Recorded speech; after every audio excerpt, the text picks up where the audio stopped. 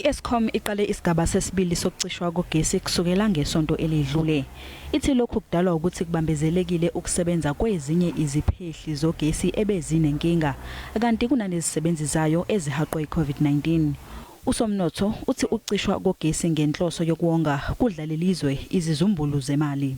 During a pandemic and on top of the pandemic, it is going to be very likely that South Africa is again going to see a decline in its GDP in the first quarter of this year, which will be a tremendous blow to our ability to attract investment, create jobs. Inyunyana yezisebenzi iCOSATU ithi lelizwe selivele lahlekelwe amathuba omsebenzi abalelwa ezigidini eziyisithupha.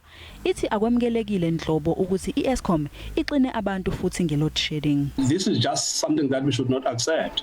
We have been having these discussions. We agree and understand that COVID-19 is also impacting Eskom negatively. But the question that we have to ask is, what measures have been put in place to avoid this scenario? Because it can't be that we talk about the second wave, and then Eskom is sitting there not thinking about the second wave. Izolo iEskom yehlisele esigabeni sokuqala ukucishwa kagesi.